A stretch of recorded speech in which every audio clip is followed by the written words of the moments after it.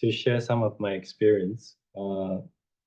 Before I start, just a very brief background.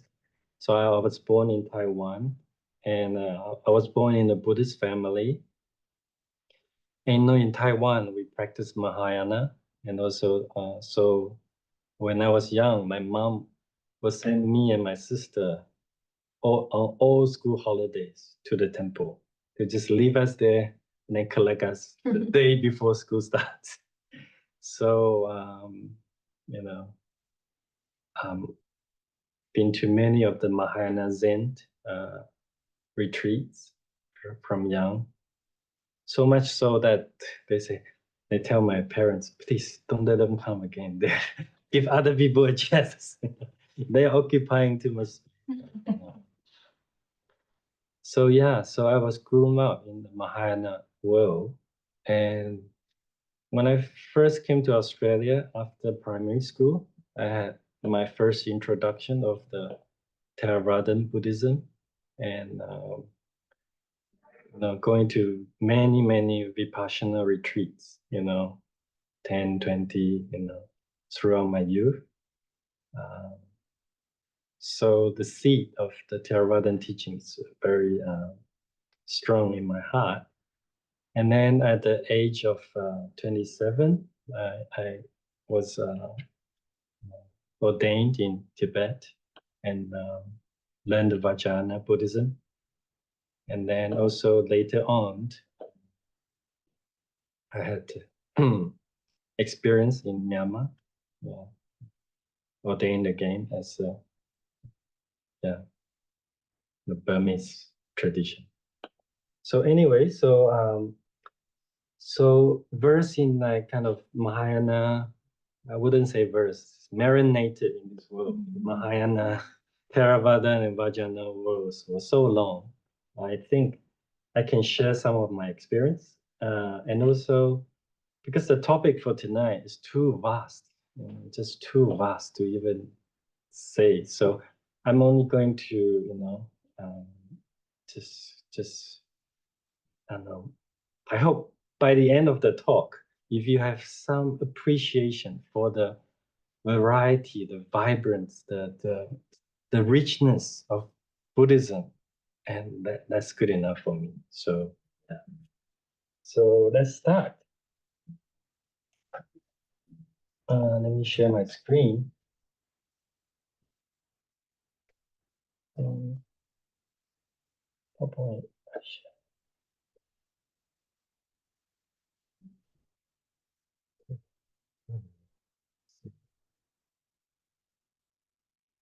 So 3 paths, 1 enlightenment, explore the richness of Three Yanas. Okay, so I want to begin with this historic context of what we're talking about. The 3 yanas, Mahayana, Shavakayana, or they call Theravada, and Vajrayana, wasn't so clearly divided like today, modern day, both geographically and also within each school of thought. So for example, I can only give a few examples. So for example, in Sri Lanka used to be the major center of learning, for both Mahayana and Vajrayana. For example, Abhayagiri Vihara in Annapurna, I'm not sure you guys been there or not. It's magnificent. It's one of the, most expensive, ruins you can go. It was the seat of the Buddhist Tooth Rally, The place is established in 2nd century BC. So, just 300 years after the Buddha's passing. So it's really, really early. And the Mahayana tradition was so strong there. Like there were 10 nuns from the monastery that was sent to China to give the high ordination of the bhikkhuni vows to 3,000 Chinese nuns. So the bhikkhunis, which exist in China today, are thanks to these 10 Sri Lankan nuns, So, of course, in the Theravada world, the bhikkhuni, the higher ordination has lost its lineage. But, Yeah, some coming back, slowly coming back from China. And also this Abhayagiri, it's not just a monastery, it's also a university, you know. They host some of the most important scholars, you know, of all three traditions, Theravada, Mahayana, and Vajrayana. For example, Upatissa, he wrote the Vimutti Magga, you know, one of the earliest texts, you know, on the way to practice. It's about 300-400 years before the Visuddhimagga, you know, which is what a lot of the Theravadan world in Burma is using as their practice guide. And Aryadeva, you know, he wrote about Madhyamika. And without Madhyamika, there's no Mahayana. Okay, and Jayabhadra, Chandramali, they wrote the Chakrasambhava, which is the tantric text. So sorry to bore you with all this histories, but I think it's important to know that even in Sri Lanka, the three traditions actually kind of they all go hand in hand. They're in one spot. So Shenzang, one of the famous traveler and monk from the 7th century in China, he was traveling throughout. He wrote that there's this coexistence of Mahayana Theravada and Hinayana Theravada, which is you don't find these terms anymore. You know, this is in the 7th century. So Mahayana Theravada. So these are monks, they are Theravada monks, but they have the Mahayana views. So in a way that in a temple, there are Mahayana views and also the Hinayana view, or we shouldn't call Hinayana, Theravadan views. So Abhayagiri, this is Abhayagiri. It hosts 5,000, this bath are good enough for like 5,000 monks to take a bath. You know? And then this rice cooker, they cook rice. It's like I think 21 meters or something, you know. And they have this, so you can't imagine the extent. It's so big, so magnificent, and the the hydro technology where they feed the water, and after the monks bathe, they would distribute to other households and then to the paddy fields and all this. It's amazing if you go there. Okay, so I'm blocked a bit. Yi Jing, another famous traveler, translator, a Chinese monk who travels a lot, is also traveled to the Nalanda University. He traveled into Java to study Sanskrit and then went to India. So he also wrote a lot. He said like there's just so many subdivisions of schools of thought at that time. It's just too many. You know, they all have different origins and they all flourish together. But the four main principal schools he wrote, the Mahasamgika, Shavira, and Mulasavativata, Samitya. By the way, a lot of these they don't exist now, but you can trace some of the Mahayana thoughts in Mahasamgika, for example, you know. So these four schools, he said, it's very hard to determine, you know, whether they are Mahayana or Hinayana. It's just simply because they belong to a certain monastic set. Okay. So for example, Indonesia, Srivijaya, Malaysia, the Malayu used to have strong Mahayana and tantric presence. So what I'm trying to say is during the ancient times, much more intertwined. You know, the teachings, the schools, they are much more vibrant than today. Whereas today we see a lot more separation. Like basically we know, oh, in Thailand, Myanmar, Sri Lanka, you only practice the Theravada. Or in China, Japan, you practice Mahayana. In Tibet, you practice Vajrayana. It's very, very divided, but it wasn't used to be like this. It's much more. So this is just like the present day kind of, yeah. So in modern day, we can just divide into three: Theravada, Mahayana, Vajrayana. Okay. Okay, so having all that historical context, I'm going to talk a bit about the attitudes. Okay, attitude, very important.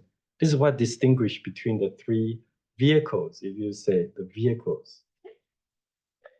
So the Theravada or the Shavakayana view, okay, of course, samsara, suffering, suffering. That's why we learned the first noble truth, suffering. So let's try to get rid of this, try to get out of this, and then try to remove the suffering, and then just reach nibbana, enlightenment, as quickly as possible. Okay, that's why we practice. That's why we join the vipassana retreats and all this. This is basically the Theravadan view towards samsara.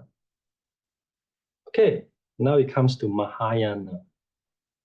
Maha, which means great, or you can actually translate as beyond. So Mahayana is great vehicle. They believe that they don't want to get out of this samsara. What, They say, hey, let's stay in this samsara for as long as possible to liberate all sentient beings. What's the fun in liberating just yourself?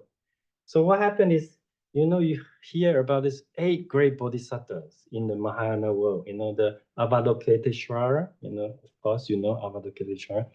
She's a female form, Guan Yin in China, but actually she's a male form in India. So she kind of changed her sex. These changes. Anyway, so Avalokiteshvara is the greatest in compassion. Why do we have the 8 bodhisattvas actually in Mahayana? They represent the 8 great qualities of the Buddha. So Manjushri represents the wisdom of the Buddha. And Avalokiteshvara, he represents the compassion of the Buddha. So actually, these 8 great bodhisattvas, they're having a kind of a fun competition with each other to see who can stay the longest, in this samsara. It's just almost like for them, it's almost like, hey, time is just ridiculous. Time is just an illusion, right? And for them, samsara is like a dream. And the thing is, they try their best not to wake up and to stay. If they just have to know it's a dream, but they're trying to stay as long as possible so that they can help others. So Avalokiteshvara, his vow, is that as long as he can still hear people's crying or suffering, they say they suffer, please help. As long as he hear this, he's going to help. He's going to stay. As long as he can still hear people calling out to him or her, he will remain. Okay, this is Avalokiteshvara. Then you have the Siddhigarbha, the great Bodhisattva Siddhigarbha. And his vow, he's very famous in China, in Japan. I'm not sure if you know Siddhigarbha, so his vow is he will not attain enlightenment until the hell realm is emptied. Until the hell realm is, and by the way, hell realm has a lot more population than humans. So, they're all having great competitions with each other. Even Maitreya. Maitreya is foremost in what? In metta, Actually, the great Bodhisattva Maitreya is recognized even in the Theravada world as a next Buddha, right? And do you know his story? He has vowed to stay in samsara for so long that, when Buddha Sakyamuni, when our Buddha Sakyamuni, still a rabbit, animal rabbit. And then this rabbit did something incredible that touches him. So he made a vow, I'm going to help this rabbit to become a Buddha before I become a Buddha. So if you look at the Theravada text, they will say Maitreya has practiced, his generosity and everything, his paramids for 16 asankhya's. And for our Buddha, Sakyamuni, he has only practiced 4 asankhya. Okay, so takes a lot longer. And Maitreya promotes the easy path. So anyone, he vowed, anyone that has a liking, just a small liking towards Buddha Dhamma, That's good. That's good enough. That's their quality. As long as you have a small liking towards Buddha Dharma, I will liberate you. Until I've done that, I will not attain enlightenment.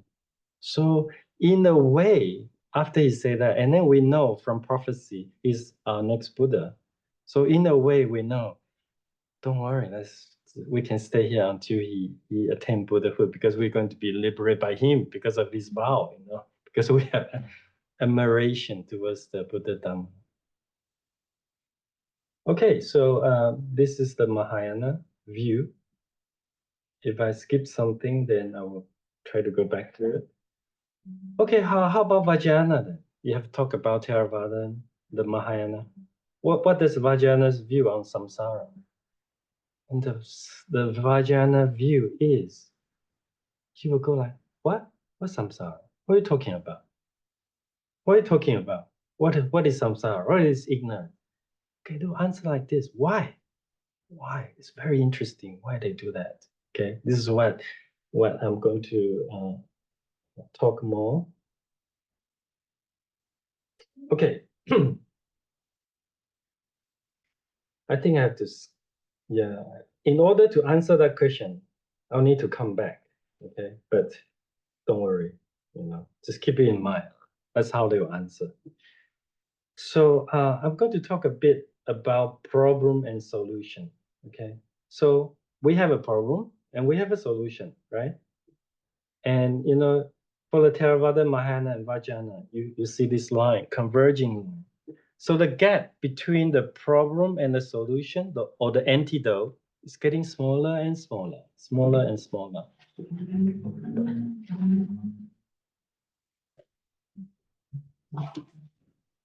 So what do I mean by that? What do I mean by the gap is getting smaller and smaller? So for example, let's give an example. So in Theravada, for example, okay, what problem do we have? Okay, let's just give one problem. Self-cherishing. Okay, we cherish ourselves. Even the Buddha said non-self. We still cherish this self so much, right? This is our habit and also our ignorance. So this self-cherishing, what's the solution for self-cherishing according to the Theravada method? It's by conduct and also by practicing meditation, concentration. So I just don't want to miss things. So the Theravada will practice a lot on renunciation, for example. Renunciation. Also, one meal a day as a monk. You don't carry money. All this is counter this habitual pattern of hoarding and cherishing this oneself. We will practice, the famous Theravadan practice of the 32 parts of the body. You see the 32 parts on its own. And then you practice the death meditation or the corpse meditation, the bone and all this. So, this body gets big when it dies and just all this decaying thing happening. So this is all to counteract what? Self-cherishing. Okay, a habit of self-cherishing. So you can see self-cherishing and the way to do it is quite big. And when you reach the Mahayana, you still have the self-cherishing, right? So how do they counter it? They will make aspirations. They will say something like this: may all other people's suffering come to me. May all the sufferings of others come to myself. If they see sickness, may your sickness come to me. May all your sickness come to me. Okay. They serve with their body, they're just there to serve people. And then this may all the sufferings comes to me. It's a real big antidote for this self-cherishing. Because now you're doing the reverse, you're taking in all the sufferings. But actually, why do they practice that? Sometimes you wonder, like, oh, would their suffering really come to me? If they're pain, the cancer, and all this. Because once you have that kind of vow, that kind of aspirations, the truth is there's no self and no others. You know? So we just cling on to this kind of fake identity of self. In order to destroy that, we really sometimes we have to do the reverse. We think the reverse. We take all people's suffering. Okay. So that's what they do. They serve. So they're not really interested in their own attainment. Okay. So for example, in the Mahayana world, we have sutras like the first Bhumi Bodhisattva. You know, there are 10 levels of Bodhisattva. The first Bhumi, it is say in the sutra that the bliss generated from this first Bhumi, like first Bhumi is like beginning Bhumi, but it's kind of still quite high already to understand. So this first Bhumi Bodhisattva, the bliss generated by hearing others calling out, "Hey, I need this. Please help me." Or can you give me this? I need this. Can you help me with this? By hearing other people's requests or what they want, being able to provide for them, that kind of bliss for them, these bodhisattvas, surpasses all the worldliness there is, eating, whatever, sex, whatever, and also the non-worldly bliss, including all the samadhis, all the concentration, first jhana, second jhana. It's amazing. Their bliss by just hearing a sentient being calling out, saying, "Hey, can you do this?" They're so happy just to even hear that. So I mean, that's what's stated in the sutra. So I'm just okay. So now that's Mahayana. So and then in the Vajrayana, remember we're talking about the problem and the solution? Now the problem also becomes the solution.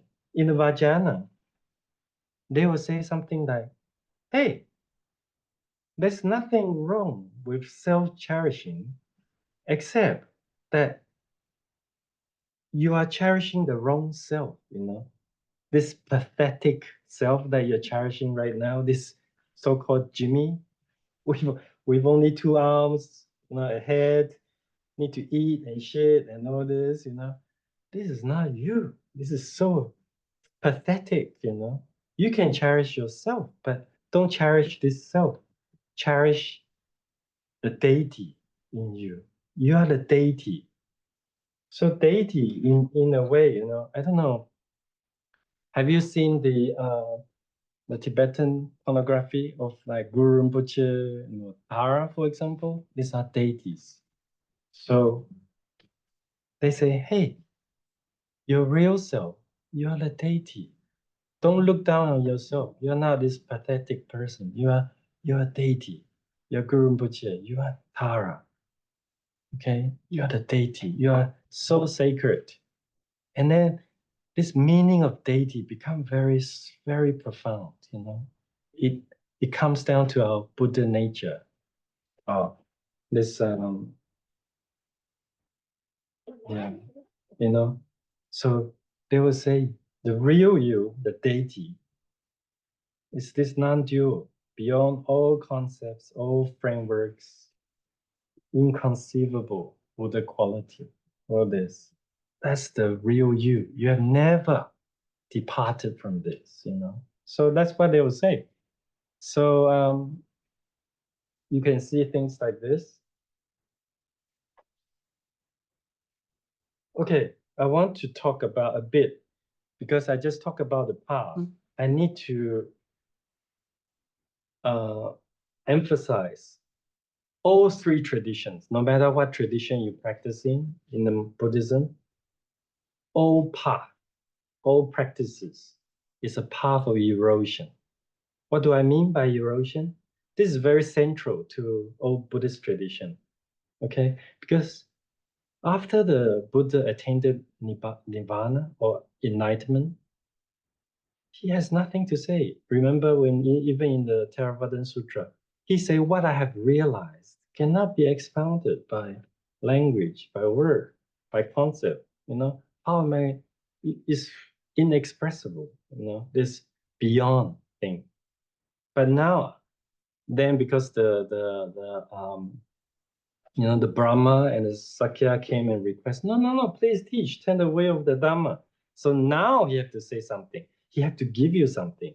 So he give you a path. He give you a vehicle, more or less. So since Nirvana or enlightenment is beyond all concepts and fabrication, you can't leave anything behind. That's the beauty of Buddhism, the viewless view. But nothing is left behind. That's the beauty of the middle way, the Madhyamika. So all path you must know, even Vajrayana path, the Theravada, Mahayana, Vajrayana, they're all vehicles, all paths to the other shore, right? So the Buddha say, even in the Theravada text, he say, once you reach the other shore, you have to abandon this raft you are in. No matter how beautiful you have built your raft, okay, you have to abandon it. You have to jump on the shore, okay? You have to go beyond. So you, at the end, you have to go beyond Buddhism itself, Buddha Dhamma itself. All this concept has to go as well. That's the path of erosion. Okay, and then I want to talk a bit about, so why is there a path? Because we have different habitual patterns, basically. We have a lot of different habitual patterns. So one of the habitual patterns is we like to think things as permanent. Oh, I'm going to live forever, I'm going to live very long. That's why the Buddha has to preach impermanent as an antidote. Because you just keep having this tendency of thinking things are permanent, okay? So he have to. And also this self. You always think there's a self and there's other. So the Buddha has to preach non-self, okay, to counteract this, okay, to counteract this. So I'm going to give a snake and no snake example, okay? So I hope I have time. Yeah. Okay, so the snake and no snakes. I'm sure many of you have heard this snake or no snake example.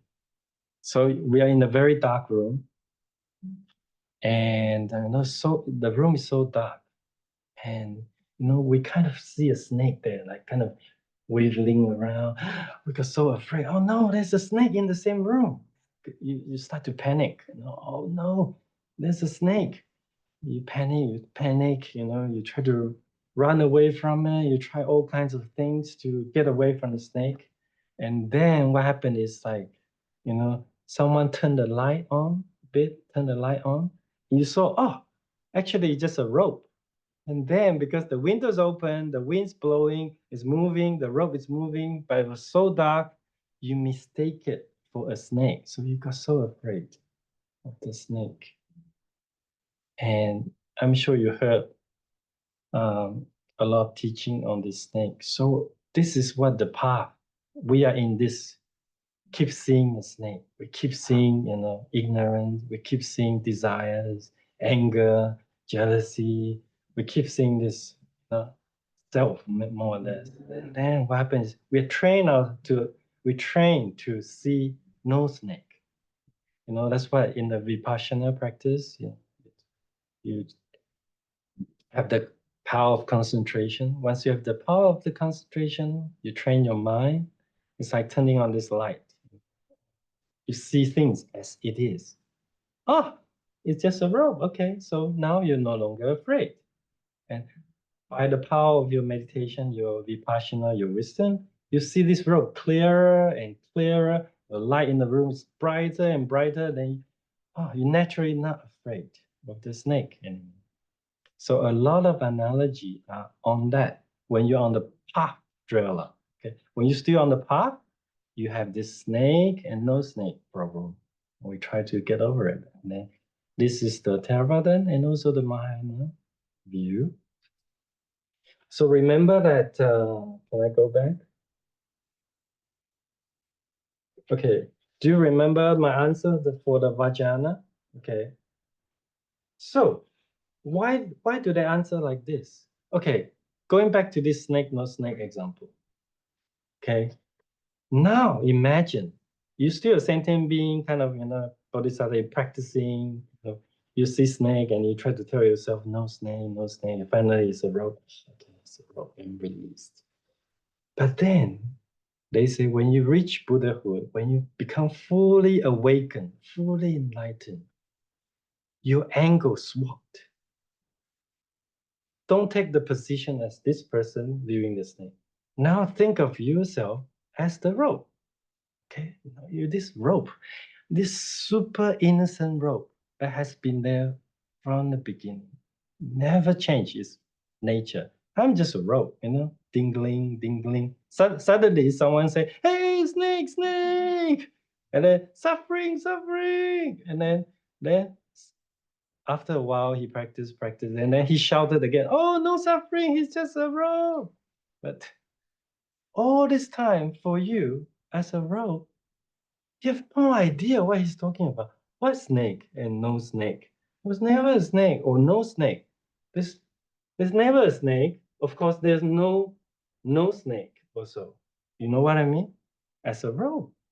There's no such questions as snake and no snake. It didn't go through that, It's just an absolute innocent rope. Snake. So he'll say, what? What's samsara? What are you talking about? Ignorant? Were you ignorant and then you become enlightened? What are you talking about? So this is when you're fully awake, like the Buddha, he no longer dreams. We are all still in this dream, this great dream, Maya, great dream. So all these things worked for us in a dream. Cause and effect, reincarnation, all this, it works. But when you are fully awakened, fully awakened, it's like a person just fully awake from his dream. And then what will happen is this dream will just fade away. Do you remember like you dream and then you wake up and then you try to recollect your dream? And everything just gone. And that's what when the Buddha is fully awake, all this time, almost nothing passed. Just all these concepts, all this fabrication, completely free, completely awake. No more ignorance. So that's why they answer like this. What ignorance? What are you talking about? Okay, so I hope it's not too so I want to go back to the diversity. This is I want you to appreciate the vibrance because every path is for individual person. We all have different habits, and the great compassion of the Buddha is he catered for everyone, everyone. If you are so self-cherishing, doesn't matter. You can still do it. If you just, I don't want to take any risk whatsoever. Give me the safest path, give me the safest path. Please follow the Theravada path, the path of conduct and concentration and morality and all this training discipline. So good, so good. Like this monk. I don't know, I just found this online. So this monk walking there, that's supposed to be Theravada. And the Mahayana, if you are daring enough, if you have that kind of attitude, hey, I'm not afraid of samsara. Okay, since it's a dream, since it's an illusion, since time is also illusion, doesn't matter. I'm going to stay. Okay, let's really have fun. Let's try to help others. Let's try to help others more. So it's like that. The monk you see at the back is driving the bus. Feel every seat in the bus before you really take off. So that's kind of the Mahayana attitude. Time. What is time? Plus 3 asamkhya. Okay, doesn't matter.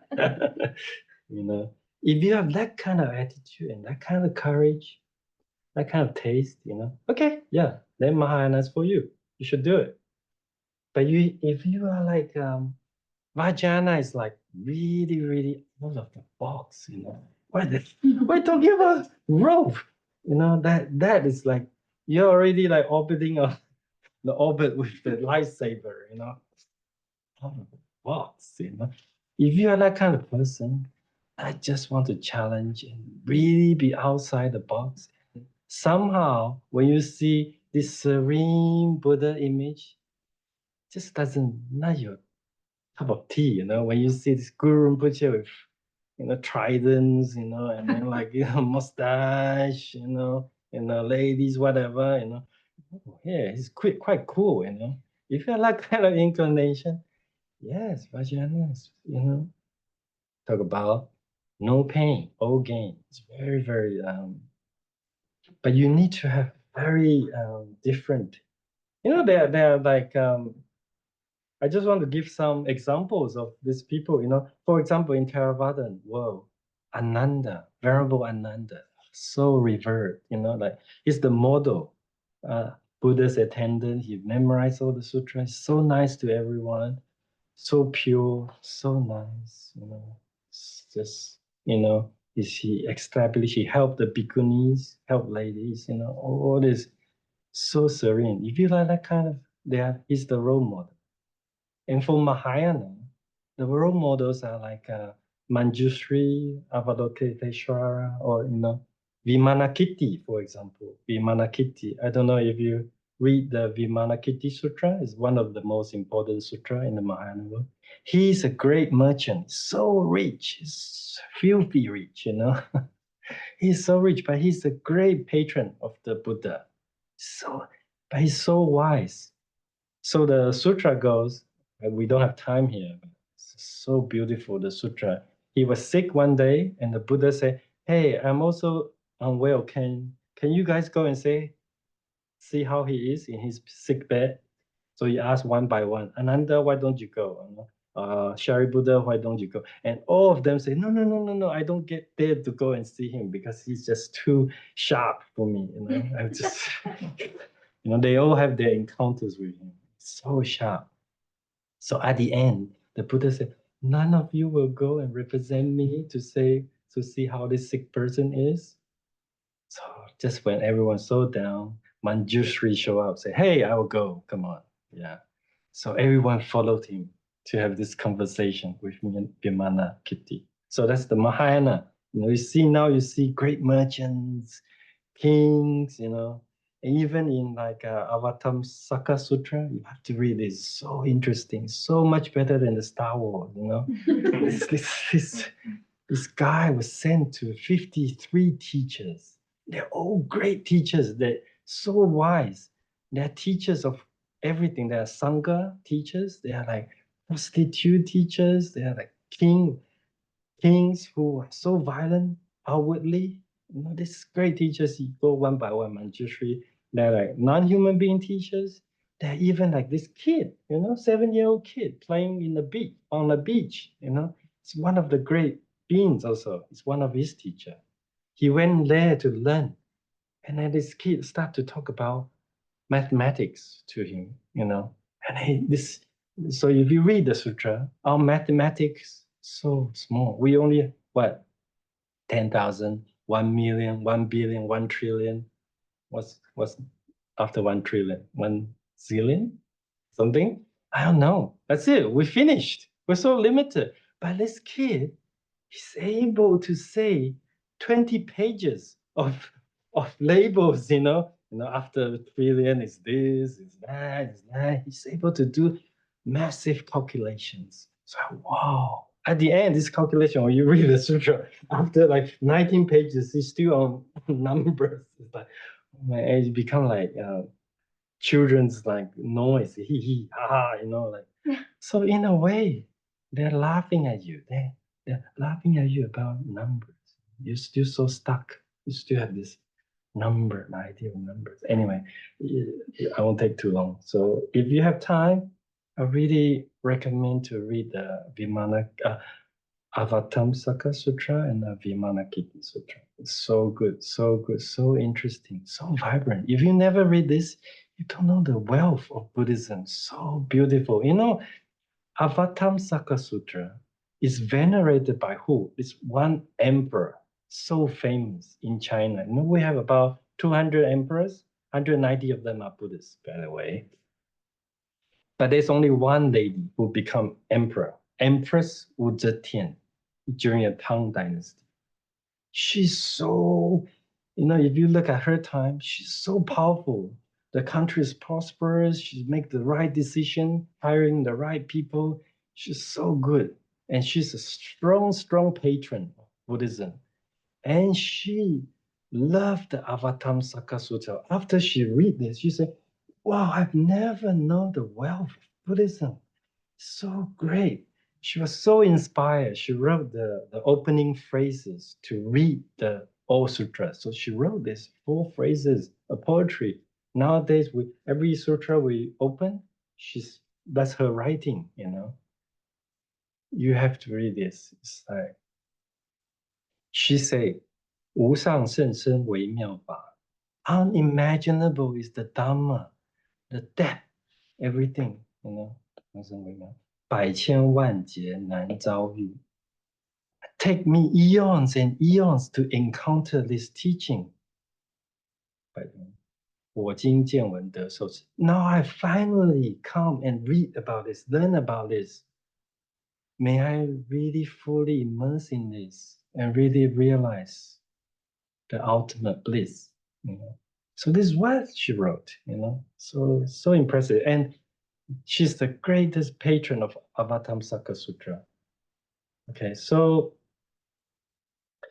and then Vajrayana, the path of seeing the true nature of existence. And Vajrayana, if you have taste for Vajrayana, then you will know, some of the greatest masters in Vajrayana, they are like, Tiropa. Tiropa is like, he's like taking fish out of the river and eat it raw like a madman, totally mad. If you go to Bhutan, they venerate Drupakunle, another madman.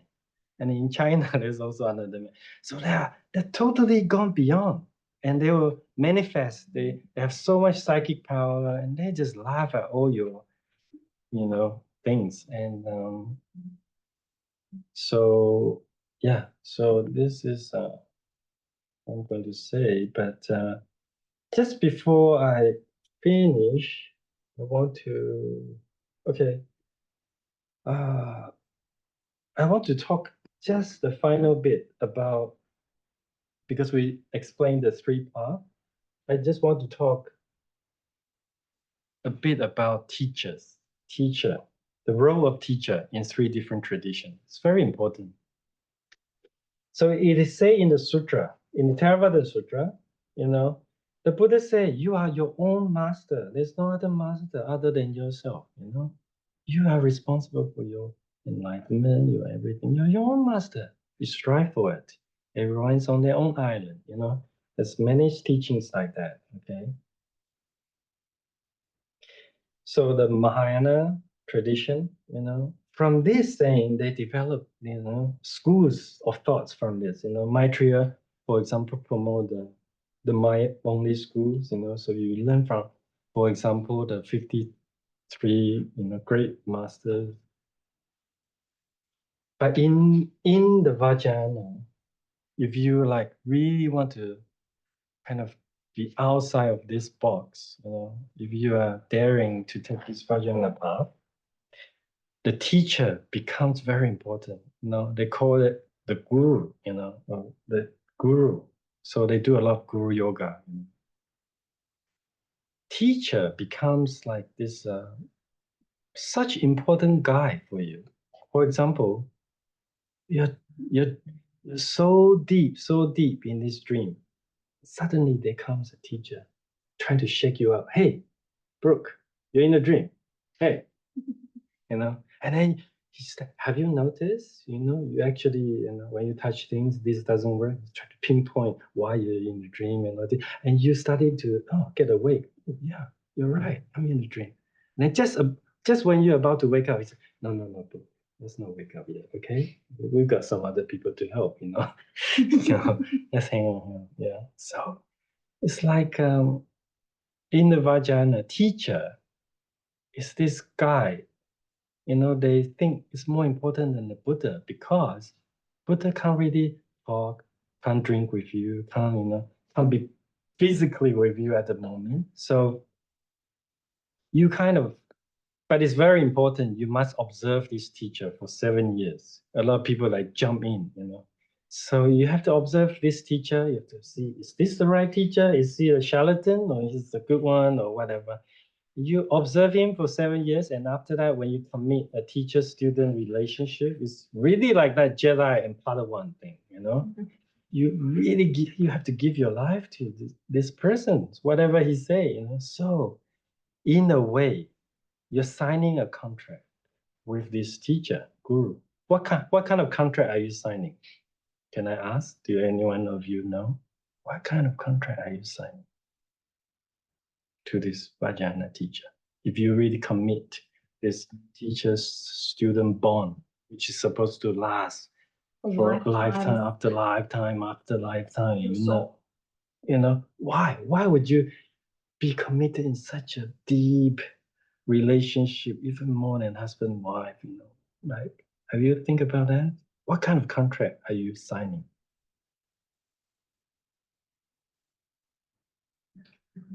Well, it's to give your whole trust to them, that they're for a guru to actually lead you to enlightenment and guide you through lifetimes upon lifetime upon lifetime. Very good. Yeah.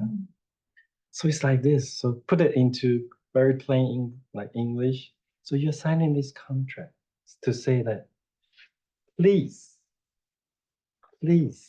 be my assassin. Kill me. But this killing is kill my ego. Please kill my ego. It's self that I've cherished lifetime after life. I'm just so unwilling to let go and struggle so much to practice. I know this ego is binding me so hard, that's creating all the sufferings. Please kill that, assassinate it for me. You know, be my.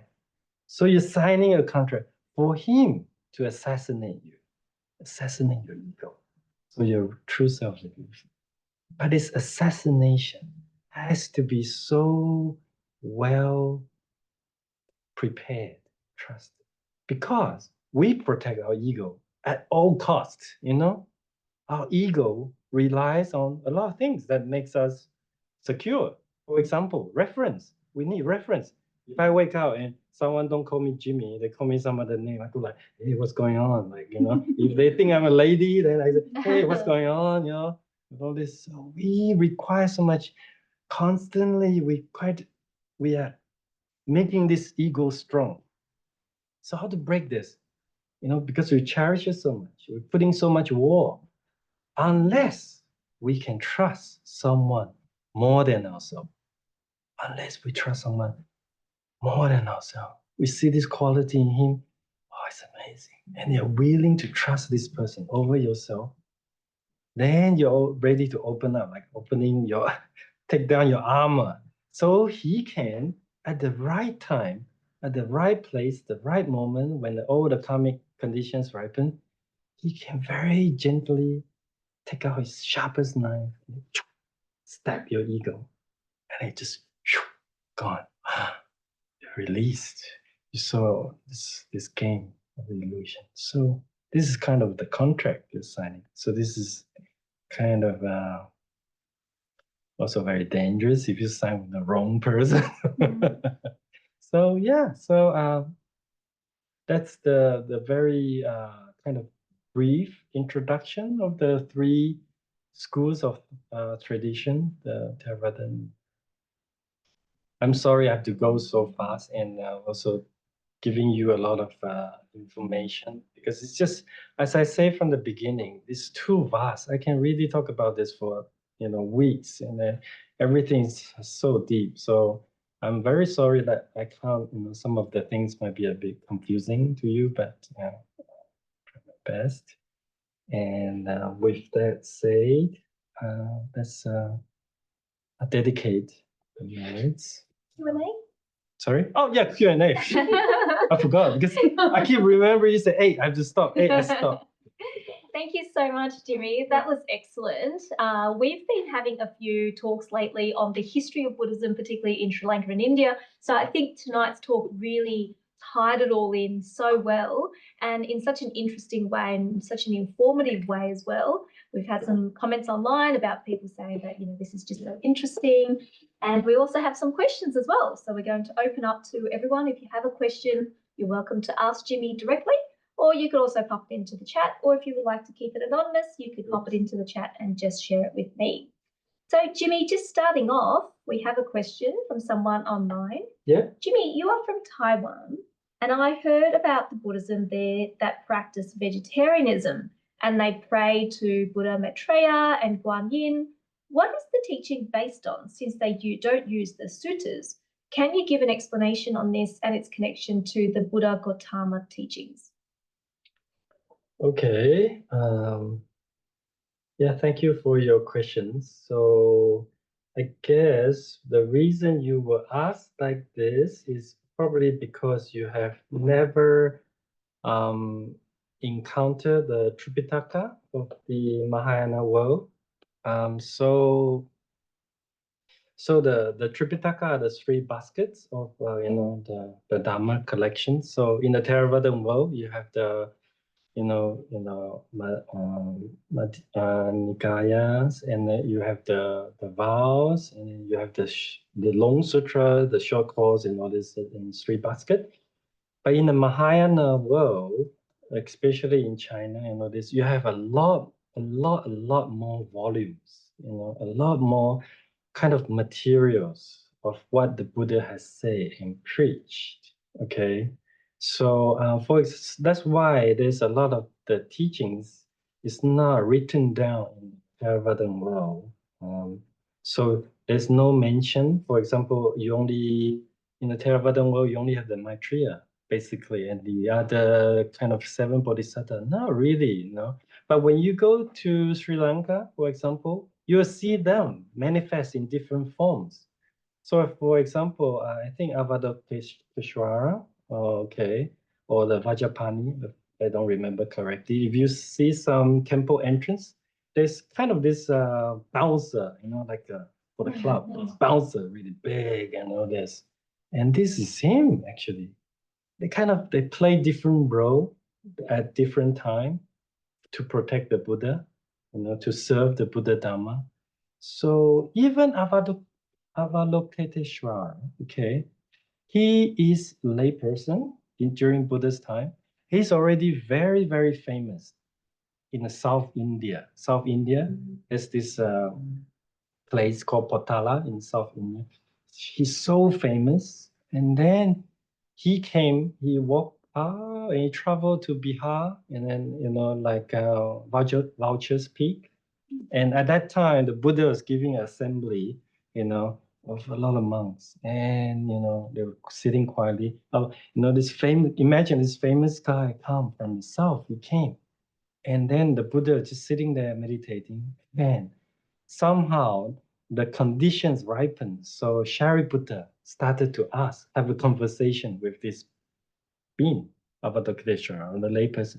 Hey, I heard you are so famous, What have you practiced? How did you practice? What is your practice? Can you expound in your practice, what you do? So Avalokiteshvara started to speak, form is emptiness, emptiness is form is no other than emptiness. The famous Heart Sutra, the shortest, which is so famous in the Mahayana world. So, and then after the Avalokiteshvara spoke about how he practiced, people in the audience, they were still, wow, so profound, but is this right? Is this right? They're still waiting for the Buddha's affirmation. So the Buddha, after Avalokiteshvara spoke, the Buddha smiled and he said, very well said, well said. Yes, do practice like this, do practice. So he's kind of the contemporary of Buddha's time. He's already a great, he just traveled there and he exchanged. He doesn't really belong to the Buddha, but he's also supporting the Buddha. So we have collections of even those people who spoke and all this, not just within the monastic world, but in a wider context, different merchants and all this. So according to the Mahayana sutras, the practice of vegetarianism is a practice of compassion, especially as Buddhism traveled from India to China, things, things change because in India, monks beg for food, right? But when they go to China, when they try to do that, the emperor, the empress, they got so shocked. They say, no, no, no, please don't beg, not in our country because begging is considered not so, you're so venerated. Please don't beg. So when they travel to China, the emperors assign them large lands for them to build temples and grow their own crops. So when they grow their own food, they cannot eat, they cannot kill. Remember, that's their concept. So they have to be vegetarian. So starting there, you see a big movement of vegetarianism in China and yeah. Is there any other part to the Yes, question? so another question. So just on that about the Heart Sutra, Mm. and earlier you were talking about the Avantamsaka Sutra as well. Mm. I noticed that in both of those sutras, Sariputra features in both of them. Yes. And I also noticed that Paul Sariputra in some of these, he's made out as if he's not as wise and venerated as compared to, say, in the Pali Canon, the way that Sariputra is really one of the main teachers from the Buddhist times. So can you just comment on the difference between them? Yes, of course. To be honest, like I think this, it's all, all the teaching is for the benefit of all different audience and sentient beings. And this, for me, these great bodhisattvas, I've been immersed in the Theravada world. I respect so much of Shariputra, Moggallana, Ananda, the qualities, the wisdoms, and all this. So for me, these people, they are beyond, our conception. So they will, of course, sometimes they have to act in certain way. Even the great Buddha himself, the story of the Buddha, the translation is the great play, the great act. It's like because there are different audience, and in order to benefit them, you need to perform differently for different audience, and it's out of compassion. For example, let me just give you one example of how compassionate Shariputra was. Shariputra really, really respect his teacher. And then, of course, the great Buddha, but in his heart, the teacher who foremost told him about dependent origination with Venerable Asaji, I think one of the five big first enlightened bhikkhus. He traveled and he asked, please, Venerable Sir, you're so serene. Please tell me what you have learned, right? And then Asaji said, sorry, I'm not so good with speaking. I can't expound the Buddha's teaching to you. It's too deep. I can't, sorry. And Shariputra won't give up, saying, no, please just teach me. Even so short, doesn't matter. Just two phrases. I want to know. I want to know. So Asaji said this famous phrase, Ye Dhamma Hetu Bhavawa, Hetum Desham Tathagato, Bhavata Desham Chayo Nirodha, Ivam Vadi Maha Shamana Ye. So that's the Pali version. And then the Sanskrit just add the Swaha. It's the dependent origination. So the dependent origination mantra, or what he uttered for Shariputra for his entering, he saw, after hearing just this phrase, he saw the truth. It's called a dependent origination mantra. Basically says, my teacher have taught me how things come about, how everything how you see this as that, how things come about, how you perceive like this, how things come. Once you know how things are made, like magic, it also teach you how things dissolute, how it doesn't fool you anymore. So beautiful. And Shariputra was searching for this. So he heard this. Wow, he gained the first level of sainthood. So he went and told Moggallana, which is his best buddy. He say the same thing. And Moggallana saw as well. He became, saint. And then they went to the Buddha. So Shariputra, because of Asaji, every time he sleep, even he's the elder, most elder, respected in the Sangha, he will sleep, he will say, oh, where's Venerable Asaji sleeping tonight? I must put my head, in his direction. I won't put my feet. It's how much he respected someone who taught him this truth. So humble, so humble. So for me, Shariputra is so great, so great. And like when they go for Pintapat, for example, they go and you give things in their begging bowl. Just before you offer, it is said in the Theravada Sutra that they will enter a samadhi called Nirodha Samapatti, which is the absolute ceasing. Nibbana is their object. So they'll be in that state where when they're in that kind of samadhi, nothing hurts them. They can live for eons. Basically, it's the most powerful is a nibbana state. You enter just for a split second. So the person who offers food will gain the greatest merit for his liberation. So compassionate. Just before you do this for every act. So that's, these great beings, they do incredible stuff. So they know all conditions. If you need to, take me as an example, then use me as an example, so I can help you to break this image or concept of purity, of wise, of this proudness, if this teaching helps you, yeah, I'm happy to act this way. Yeah. So definitely. Yeah. So it's not like in the later texts when it was drawn up in a way to in any way say, well, Sariputra features mainly in the Theravada, Pali Canon. And so because there's been some theories floating around about how in the Mahayana text, in order to really show the strength of Mahayana, to then have that comparison with those characters. Actually, let me just tell you why they designed this way. It's very, very interesting. Remember my talk? Remember Mahayana? They aim, they go. It's for you to stay in samsara as long as possible, never enlightened, so that you have so much power, merits to liberate all sentient beings together. So with that aim, that goal, they have to entice you. They have to be the greatest salesman for you to want to stay, because a lot of times it's against our instinct. We don't want to stay here. Like every time we get heartbroken, got down or something happened, sickness come. No, it's too much. I don't want. We want to.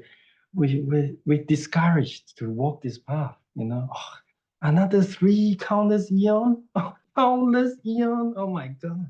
We can't take it. So much compassion to entice you, to tell you, wow, how great is Mahayana path is. Please take this path, blissful path, stay, So, yeah, just so much, yeah. So they'll say, no, don't be like Shariputra. No, do be like your mother, things like that, yeah. So are the suttas more skillful means rather than historical descriptions? Oh, historical skillful means. That's a really good question. So this is I think throughout the 3 traditions, Theravada, Mahayana, and Vajrayana, you all have this. Like the Buddha will say something, not say he doesn't mean it, but because you can't chew it yet, it's like you're still a baby. I can't give you like adult food. I have to mash it and then give it to you, right? I'll kill you if I give you like real food. So Buddha is so kind because there's so many audience and some babies. So the Buddha, even in the Theravada, sutras, you have to tell you the Jakarta stories. You have to say, oh, once upon a time, I was this, so and so. This is how I practice. So you should practice like this. And then you, no. But, same Theravada text, you hear the Buddha preach, there's no self. So what's, there's no self, and like, Everything is impermanent. There's no self. So what's this Jakarta thing? Don't you feel who's if there's no self, who's gaining the merits? Who is accumulating the merits? Have you think about that? So skillful. The Buddha is so skillful because you can't chew this yet. So he have to give you gradual teachings. So in Theravada you have this. In Mahayana you also have this kind of teachings to practice generosity. For example, if you are super stingy, the Avatamsaka Sutra that they taught this bodhisattva who's so stingy. They say, okay, if you can't give to others, at least give it to yourself, but from your left hand to your right hand. You practice giving. I give you that. Now you're happy, give it to the right. What's that baby thing? But they're so compassionate because I give that. But there are also teachings like the Vajrayana Sutra, where the Buddha no longer speak nonsense. It's just go directly. It's just cutting through everything. It's called Vajrayana, cutting through. And it's a conversation between the Buddha and Subhuti. Subhuti is the foremost in wisdom, not in wisdom, it's in Shariputra, the foremost learner of his Sangha, monk, in understanding emptiness.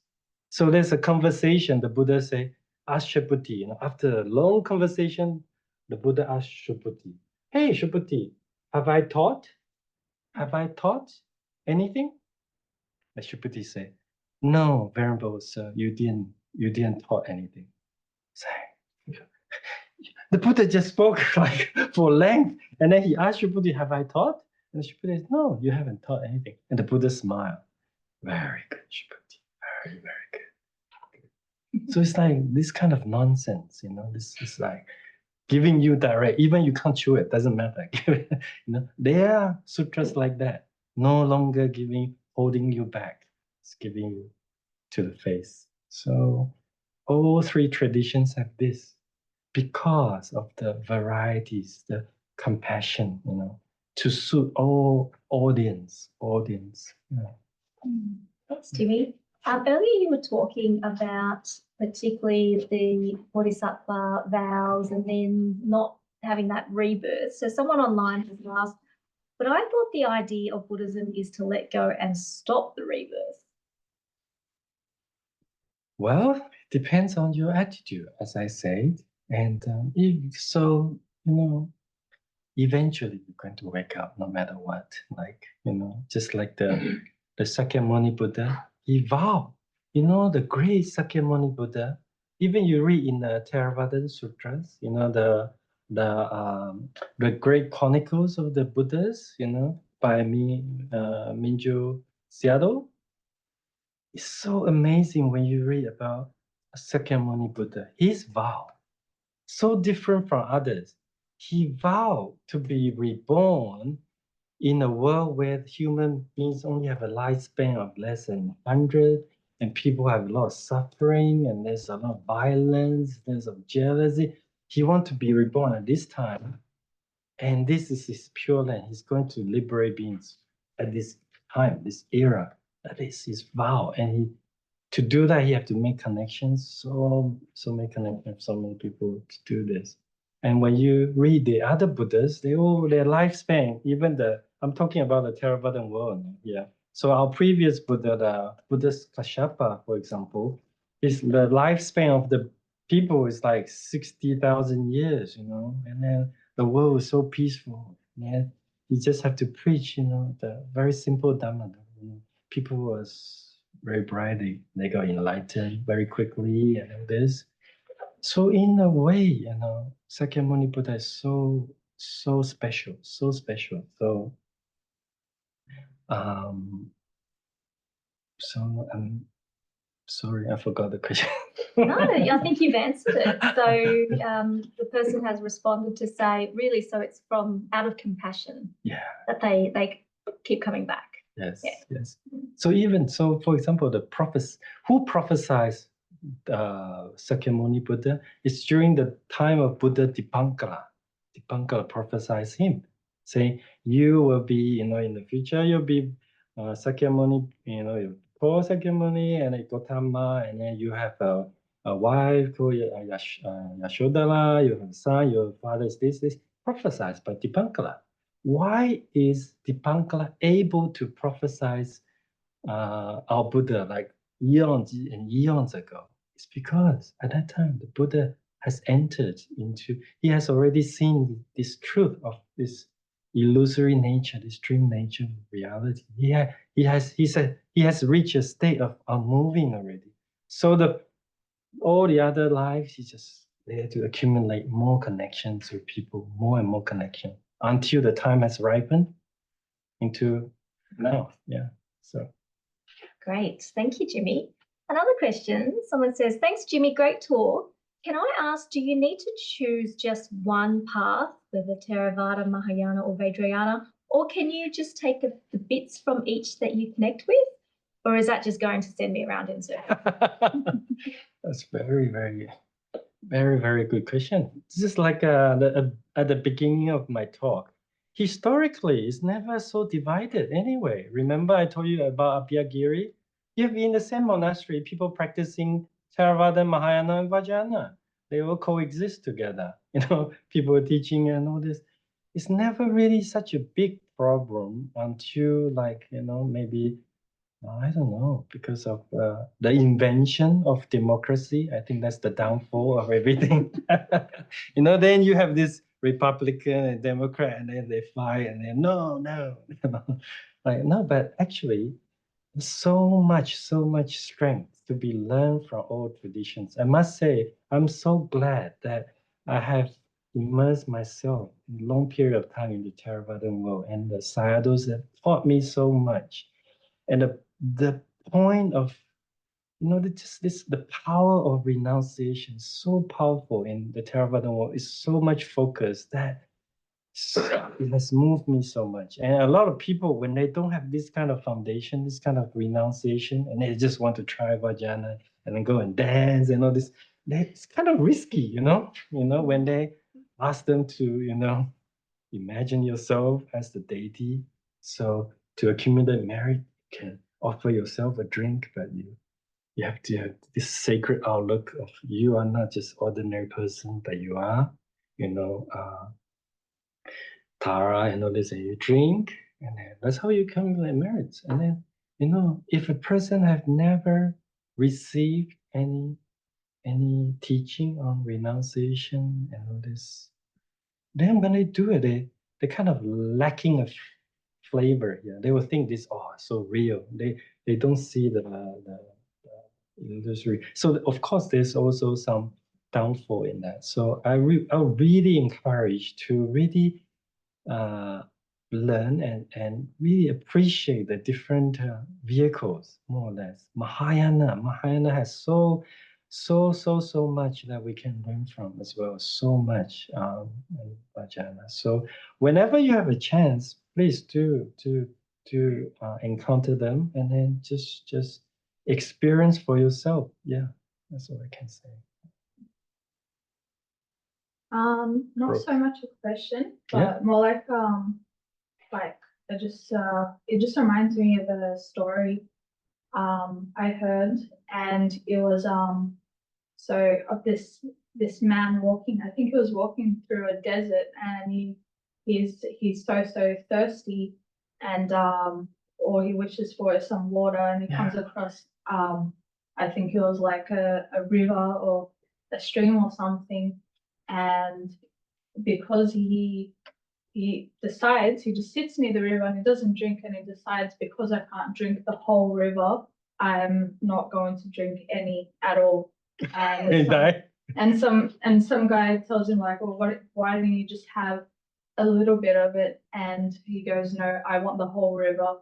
And so in that sense, he doesn't end up getting anything at all. So that the point of that story was to say, like, at least practice in some way or learn something. So instead of getting, you're probably not going to get all of it together. So because some people, I think, they say, well, if I don't get it all at once, I don't understand all at once, then why am I going to try? Then you're not getting anything. Like the guy sitting near the water.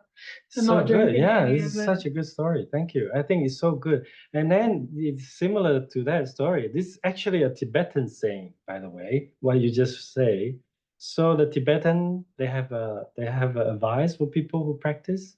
They say, do practice like a yak, you know? No. So just like you say, so when yaks are moving around, they look for pastures, right? And then there's grass here. They don't choose. When they see grass, they eat. And then they move on to the other spot, they eat, you know. They don't go, hey, that's greener there, let's go there, you know. They just, whatever they have, yeah, they chew on it. So yeah, it's they also say like that. Yeah, But also, very good. sorry, the one with the V, I don't know how to pronounce it. Vajrayana. But yeah. Can't that have like the effect of turning people arrogant and Yeah. like really like egotistical and like It's can that go really, really, really subtle. wrongly? Like really bad? Yeah, very, very good. Very, very good question. So, there's a lot of people will ask this kind of question. Why would you, visualize yourself as a deity, as a Tara? Isn't that bad? You might become, like you say, more egoistic, It's so bad.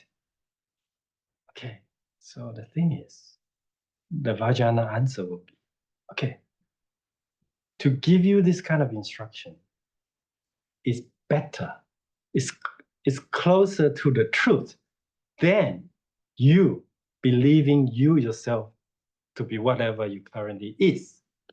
So if you believe you just broke and then you wake up and you go to work and then you go study and you just live your day like this. No, they don't shake this off. They want you to shake this off. No, you're a deity.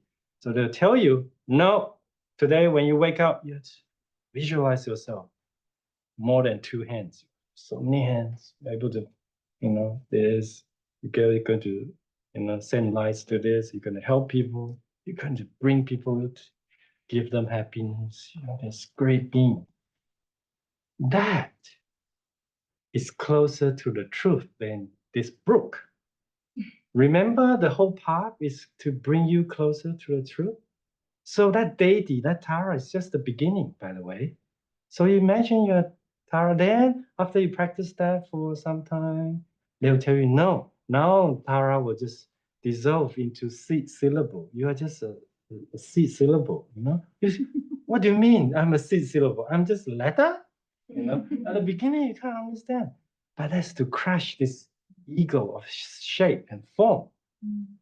And then even this seed syllable breaks apart, And at the end, it must, like I say, the path of erosion, it must dissolve into emptiness. It must dissolve. Oh, you can't have anything behind, remember?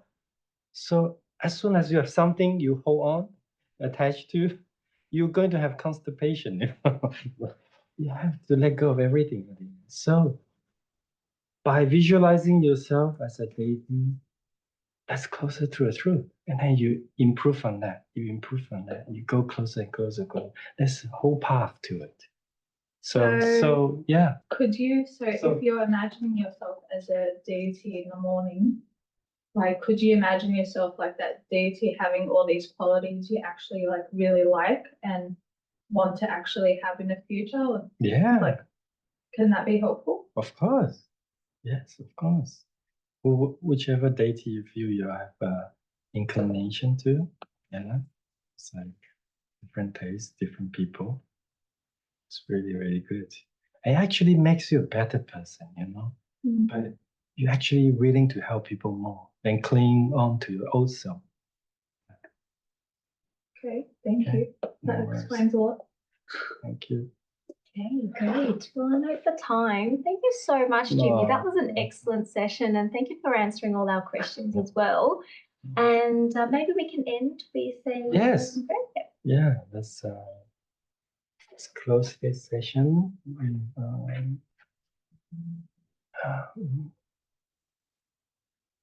Let's dedicate to tonight's merit. One of the most meritorious thing to do is actually the offering of Dhamma and also the discussion of Dhamma. And let's according to the sutra, that's more, far more meritorious than any kind of physical dana and all this. And I'm so glad and so grateful to be here tonight to share whatever I've known and also ask for forgiveness if I have not delivered anything, I've misunderstood you. But may whatever I've said tonight bring you closer to the truth and also make you more inspired to learn about Buddha Dhamma. And that's my aspiration. And also, let's dedicate these merits to all the devas and all the deva dakinis, all the unseen beings, because they always say whenever you're discussing the Dhamma, although in the physical realm there's only so many human beings, but there are so many unseen beings also there listening in. So may all of them be happy and rejoice.